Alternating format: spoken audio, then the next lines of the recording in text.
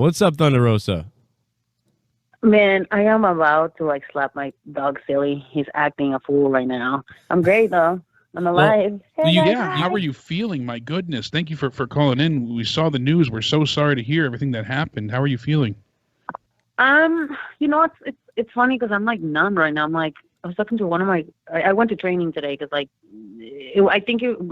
got really scared because it was in the middle of the night and my husband was the one who got hit more than I did because it was on the passenger side. Oh. And we were so lucky that I think this guy hit 3 other people and we were the last ones to be hit. Wow. Terrible. Yeah. Was he drunk or something? Yeah. I mean, there are no real serious injuries in the sense that obviously cars and vehicles, things like that, can be replaced, but you and your husband are okay, thankfully.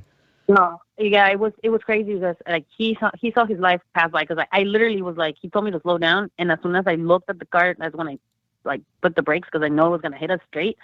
I just I was completely numb, I didn't know what to think or what was happening. I was just kind of in shock, and I was not aware of nothing. I was if I die, at least I die with my partner. That's exactly what I thought. It was crazy, and it was a little. Not a little. It was very scary because the cars just keep coming. Nobody will stop. There was no shoulder. There was nothing. So I was just kind of So this is my first time that I get into a serious accident like that. Did he cross over the he crossed over the median on the highway, or what was it? No, we're on the freeway. It was 2 freeways are merging into one.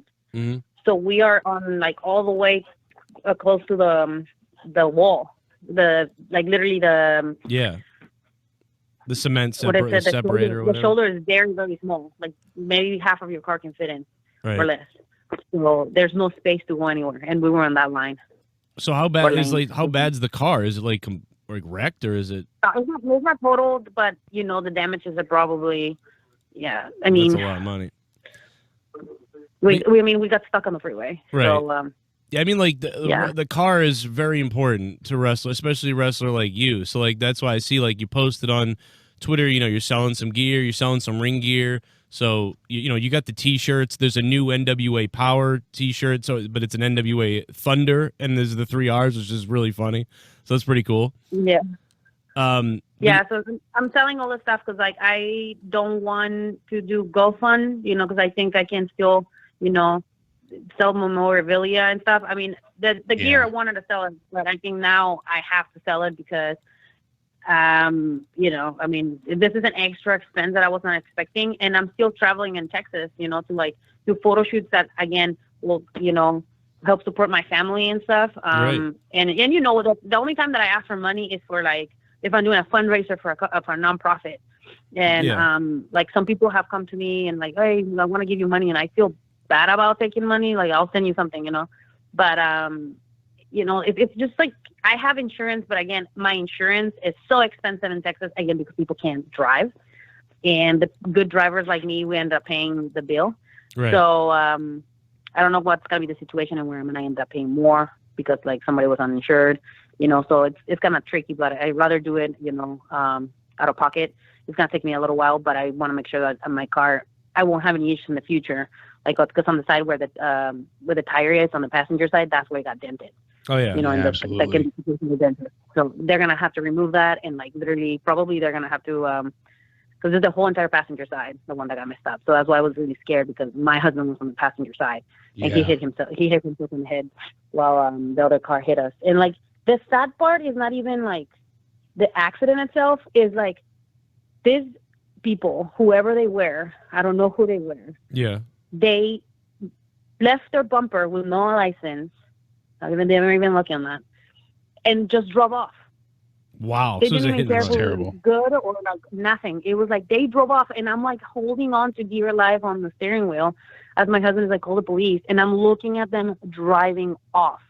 I didn't get a chance to write no license plates. I was just thinking in my head, who in the right mind would just leave 2 human beings that just got into an accident can be possibly hit by 3 other 18-wheelers just waiting here, and then you just leave there and you don't give a shit about their life.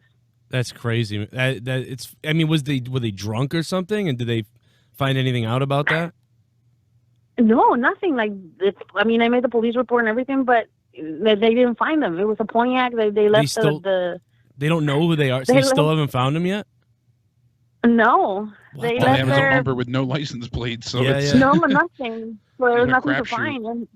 And not only that, like, people were like crashing into the bumper, you know? Yeah. People that were coming from the freeway. So it's like, it's really sad, like, to see that there are so many human beings that don't care for other people's lives. Yeah. You know? And absolutely worried about nothing but themselves.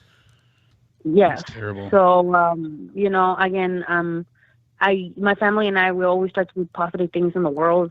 I'm always trying to help people. I'm always trying to help others, my teammates, on anything I can, helping other people, other organizations. That's the way that I am, you know, and if I see somebody struggling, like, I try to help, you know, and then I know that this is not something that has been, that the world is little by little missing even more and more and more, because we're so desensitized and we're so selfish, you know.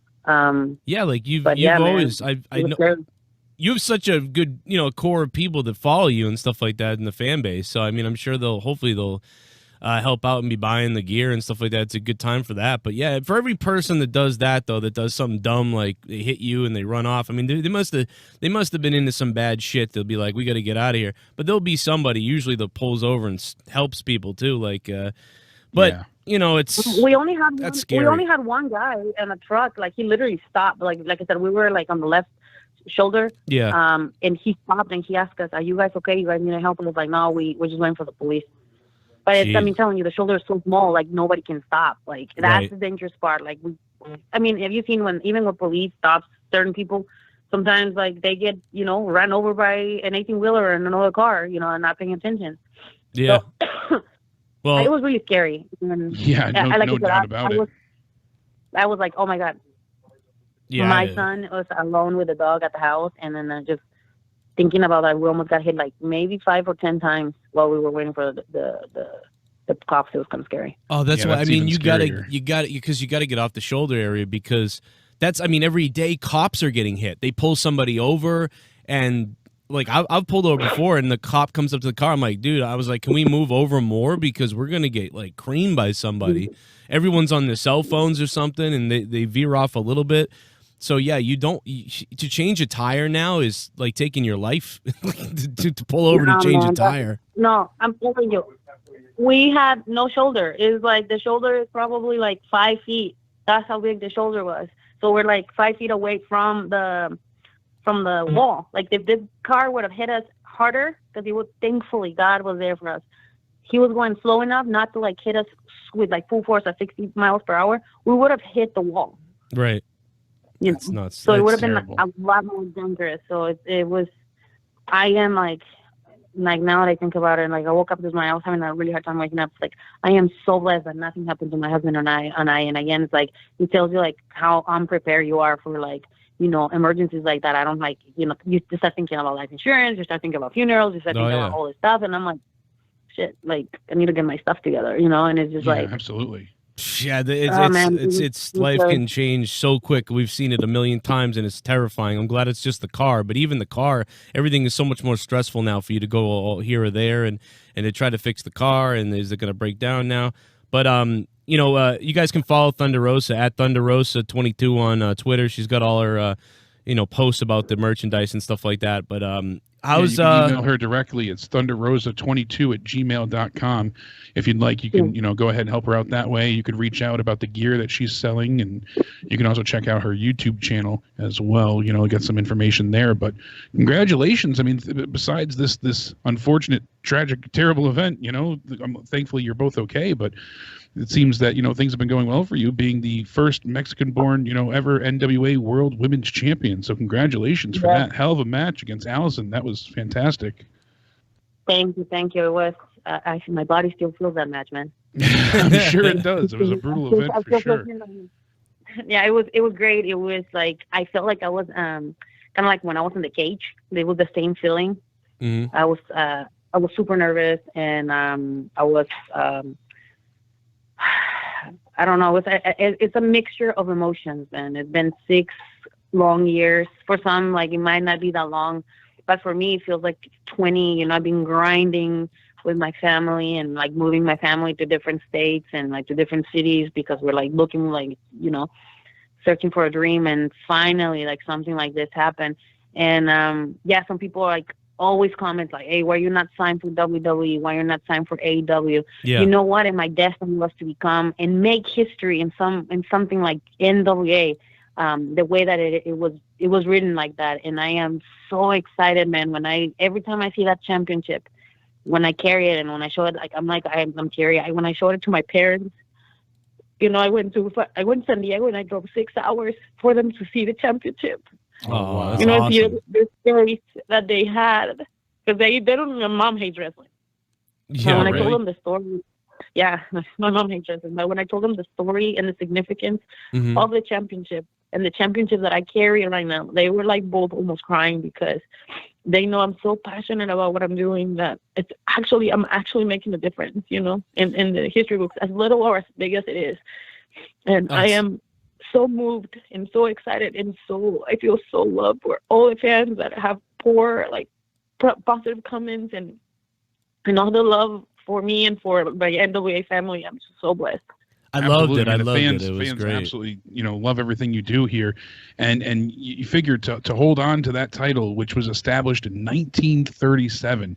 You look back, I mean, you're nearing almost a whole century of history in that belt. So that, like you said, the emotions must have been so high, and you didn't look nervous at all throughout the entire bout. So kudos to you for that one. But what's the difference? What is the difference with standing in NWA versus the first time in the cage? Like what is it the same exact type of nervousness or that you feel, or anxiousness or whatever? Like, is it a different, because it's obviously such a different thing, performance versus, you know, hey, this, I mean, you can get hurt in the performance, but someone's gonna really try to, you know, break your face like in this. Yeah.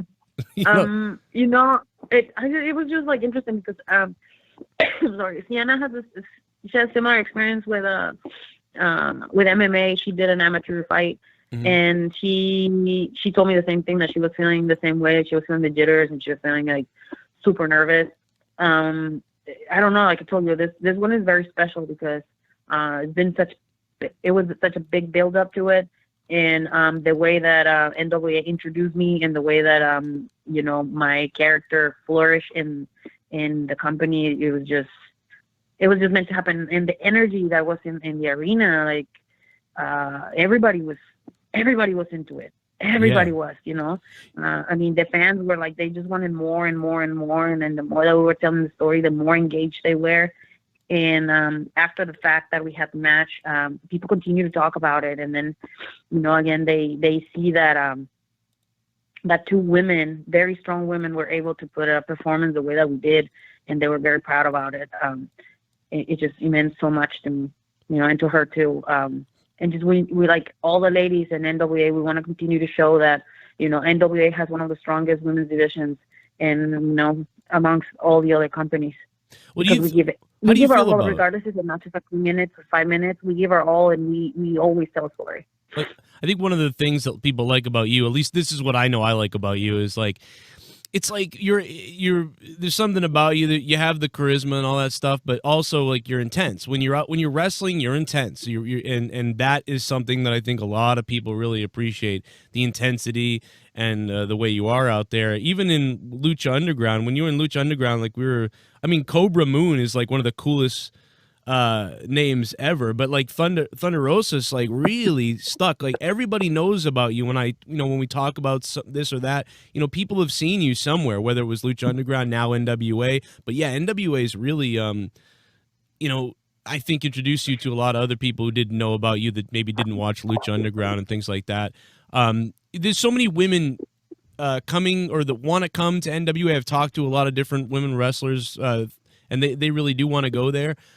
Someone like, they gave an opportunity to a lot of people too, like even Ashley Vox. Like I saw Ashley Vox there. I called some of her first matches in New England up here, and I don't know how she made it, you know, what, you know, got her in over there, but it was good to see people like her get in there too. You worked with her a little bit. How's that been? It's been really good. Like, again, everybody in the locker room so far has been a delight to work with. Again, because we all want to show our skills, and we are not greedy when it comes to like storytelling. I have experience in other companies or in other places in where certain people become very difficult and they don't focus so much on what the writers or the story tells. That they focus about me and my shit, you know. And I think I mean, Ashley, for example, she's wonderful to work with. I always mess around with her and be like, I'm gonna tell everybody that you don't want to work. I said that. Well, she's a young, I don't know how long. I think she's she's a new bird. You know what I mean? I think she's been wrestling 5 years. I'm not 100% on that, but. Yeah, but she's like, she's growing on her own, and she's growing on people, and she's becoming a stronger baby face, which is really cool. Again, it's like we all are learning from each other, and we all like are trying new things, and we're like trying to elevate each other's work. Well, was there anything about Lucha Underground that you like regretted, or not about what you did, but maybe like what you would have liked to go better, or how that could have panned out? In that aspect, for Lucha Underground, it was hard for me because I was so new, and like my first 5 matches where I watched them and I cry. They were horrible. Oh. But it was like I was fucking, I'm sorry for my language, but I was put in a situation where it was like, hey, you gotta do lucha, and it's really fast paced, and I'm like, holy shit, like I barely know this, but I'm just gonna fake until I make it. I mean, I fake it, but it wasn't enough, so like that probably put me as a manager for a little while, so I can like work on my skills. In season 3, I didn't wrestle as much. Season 4, that's when I got to wrestle with a bunch of the guys, and I was able to show a lot more of my skills. But again, I wish I would have been more assertive on what I wanted. You need to be quiet, Drago. I'm having an interview right now. I've got 2 dogs upstairs. They're gonna talk to each other soon. Yeah. So I think I should have been more assertive about my, what I wanted to like have or like show on the show. Because again, the last season, many times they were like, we want to like, make sure that you showcase some of your new skills and stuff. Because at that point I was more confident about myself. I worked on my character a lot more, but it was always very difficult, and that was like one of the things that I would say was the most difficult part. It was working with other people's egos and working with other people's, ideas and stuff. So I just compromised and I went with the flow because I didn't want to be, looked upon as being a bitch or too pushy. But I should have done that. But now, I learned that you can work with other people without, being pushy or bitchy or anything like that. Is that a thing though? Is that a thing the women kind of worry about more than the guys, about like, oh, if I say something, they're going to call me a bitch, where like other people could, normally be able to share opinions without worrying about, getting that kind of reaction? Is that different, or is it the same? I mean, you know what? It's like in anywhere in the world, if you're an assertive woman, they're going to call you a bitch regardless. Right. But you have to be, you have to be smart about how you talk to people. And I think that's the most important part. And, I guess because a lot of us have like gone through or have experienced some sort of like, no, you don't know what you're doing kind of thing, and you're kind of like have to like raise your voice a little bit or like, try to get your point across. Like it is hard, but again, where I am right now, I don't have to be assertive. I don't have to be into like get into an argument about things that I want to do. It's just been pretty easy going, and I've been having a lot of fun, and that's one of the most important parts. Like when you're looking forward to go back to tapings, when you're looking forward to go back and look and see your coworkers, your bosses, like that you don't feel like you're walking in eggshells. And like I'm telling you, man, last time we were there, we had to get together with the whole entire team to watch wrestling, and it just feels so natural. It feels so like fluid, and you feel that you're cared for, and that you belong, and that's important for a company to be successful, especially something that is being revamped the way that it is. Did they? But then they gave you at NWA. You have still free reign, I assume, besides the tapings. You can wrestle anywhere you want, right? Still, you can still do independent bookings anywhere.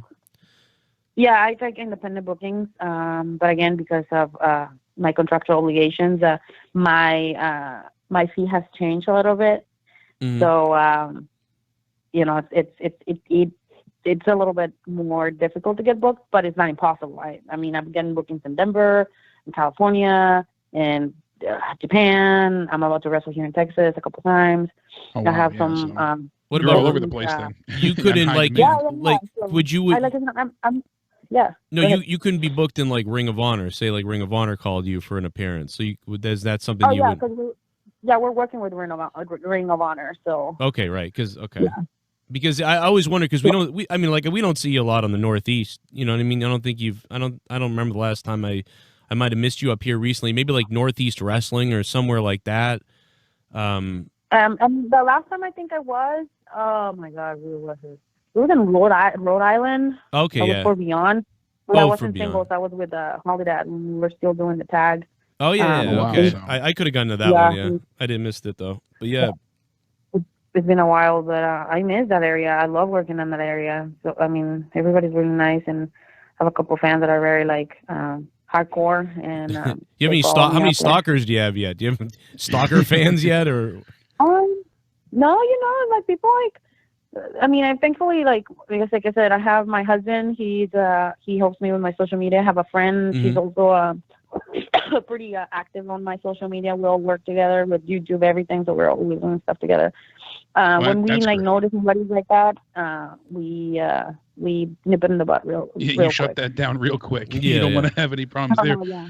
We have some very fantastic, loyal, and wonderful fans here, and I just wanted to let you know that Daryl Stoltz in the comments section, because we are live on YouTube, just let me know that he donated $100 to your PayPal to hope it helps towards fixing your car, and Boom. a few other people in the chat are doing the same. You have so much love pouring in from all of our community here, so we just wanted to let you know that people are trying to help support you as much as possible, and you have many fans on your side. So Yeah, we gotta. It's just again, I want to thank every single one of them. Is like every week or every day when I'm like anywhere.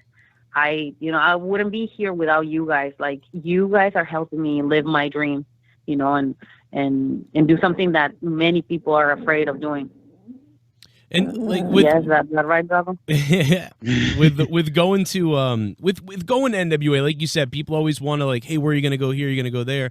I think obviously this is awesome, but I think that there's always another level to there always will be another level to what you're doing, because just based on what I see, I think there's not that this isn't the top. I mean, but there's so much more to do after this.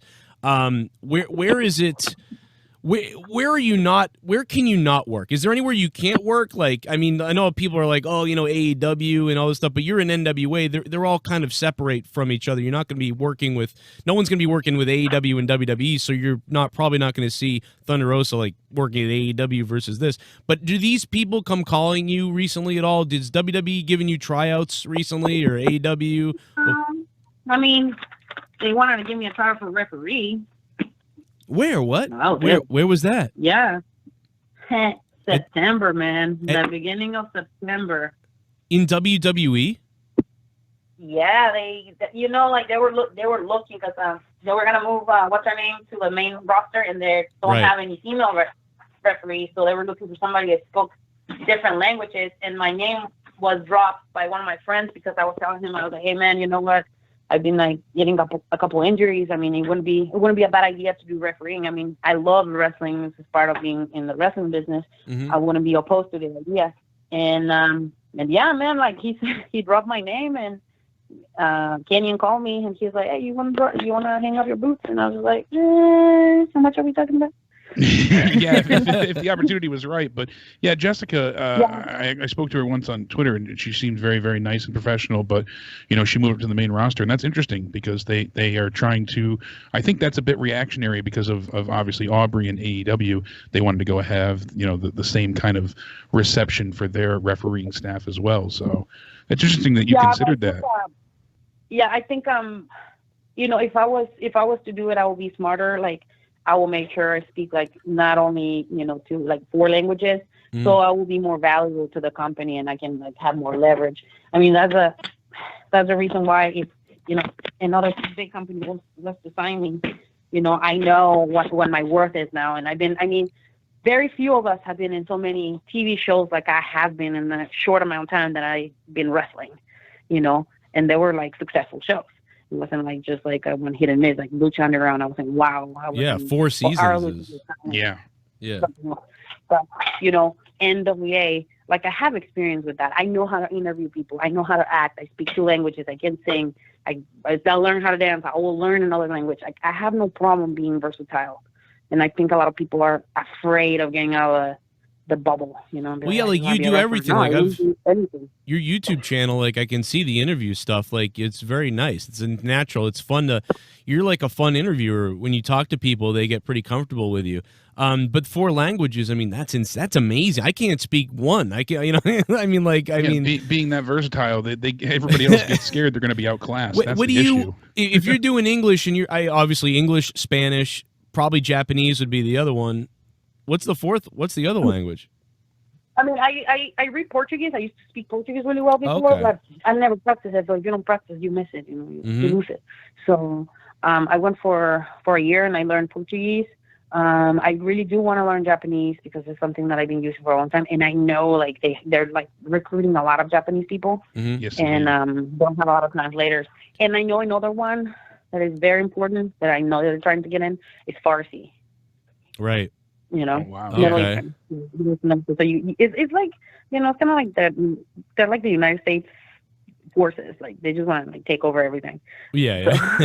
Well, it's like it's hard here, like trying to figure out what language. Like I obviously did Spanish because I was like, well, what language am I going to use? So I obviously took Spanish because I'm like, well, that's the only language I can see using besides English right now. But now there's so many coming here that it's like, yeah, I don't know what, and I know Japanese, so many Japanese listeners speak English like amazingly well. I'm like, how do you because here you have to decide what's the second language. In Japan or somewhere else, your second language probably going to learn English. It makes sense. Yeah. But here it's like, what do you pick? I mean, but I think it's obviously Spanish, but that's just my opinion. But well, Thunder Rosa, is there anything else you want to plug? I mean, I'm very happy that we got you tonight to come on here. Obviously, I wanted to get you before the accident stuff, but it just so happens that there's a car wreck, and you could use some help now anyway, so this works out. But God works in mysterious ways, and it was supposed to be like this. I always believe things like that. There's no coincidence, right? I mean, again, I just want to thank absolutely everybody that has been subscribing and following and watching NWA. Without you guys, again, we will not be able to be so successful. We're still trying to reach a lot more subscribers. We're trying to get bigger and better. Also, I want to thank absolutely everybody that took the time and the effort to write me a nice little note when I won the championship. I legit didn't sleep because I was reading everybody's comments and commenting back. Oh, that's so sweet. Yeah, I was happy. Beautiful. The same with all my sponsors that have supported me for my fight. I will have another fight at the end of the year probably. Oh, so, excellent. That was one of my questions. I was curious if you were going to get back into the cage or not. So great to hear that you will be competing that's again. That's the only thing I train right now. I've been training MMA. I've been focusing on my MMA skills because, again, I'm just really greedy and I just want to get better and I want to look good in the cage because it's a privilege that they allow me to go pro without having any amateur experience. It's hard. It's so hard, but I have a lot of heart and I have the dog in me. I don't give up. That's one Absolutely. thing. Well, I mean, so you will see me in Combate Americas soon. I will announce when I sign my next fight and who that will be, and I'll have an opportunity to work with new sponsors again for this fight because probably I'm hoping that this will be either a semi-main event again. I mean, it's huge, man. I was a semi-main event in San Antonio with all the wrestling fans that were so supportive and so wonderful and so positive towards me. So again, I want to thank every single one of you. You guys know who you are, little kids, little girls, grown men. Oh, my pervs that I love you too, guys. The pervs. Shout out to the pervs. Hey, well, my 6-year-old my 6-year-old daughter loves you. They go on OnlyFans.com. I don't got no OnlyFans.com or anything. They're all welcome. If you got $5, You got some money? Come on in. My daughter loves you. She was watching the night. She watched the NWA the night you won the belt, and so she's seen you before, and she's just like, I love her. I love her makeup too. Like, I want to do my. Can I do my makeup? You know, and she watches a little bit of wrestling with me, but she does. She loves the look and the makeup, and she loves watching the women wrestlers. Yeah. So, but yeah, shout out to all my people, you know. I respect all of you. Thank you so much. Again, I'm leaving again when I visited California and I went back to where I started, the place that I used to live, the bridge that I used to cross every single day. I just realized how lucky and blessed I am to be living the way that I live and to provide to my family and to possibly, you know, work on stuff in the future independently the way that we've been doing it. It just feels amazing because it's been on our own pace, in our own way, you know. So I want to thank everybody, and I want to thank you guys for having me in your space. Thank you so much. Thank you so much. We were so glad to hear from you, and best of luck with the title reign. Keep kicking some major ass. We hope you hold on to that belt for a long time to come. That's for sure. Me too. And I will. All right, come back anytime. Just tweet me up and whatever. Let me know when you're doing something, and we'll try to promote it. Okay, thank you so much, guys. Thank you. Have a good night. Thank you. Thank you again. Again, everyone, you can reach out to Thunder Rosa at Thunder Rosa 22 on Twitter. If you'd like to help out with her vehicle situation, again, she was hit by a unknown assailant. She was hit by an alien craft. Yeah, and her insurance, obviously that becomes a bit of a predicament. So if you'd like to help her out, you can purchase some of her worn ring gear. She's got it up on her Twitter. You can reach out to her at thunderrosa22@gmail.com, or you can help her by purchasing some of her great merch at thunderrosa.bigcartel.com. So again, it's thunderrosa22@gmail.com. This is Wardlow from AEW, and you're watching The Joe Cronin Show, a wrestling podcast with attitude.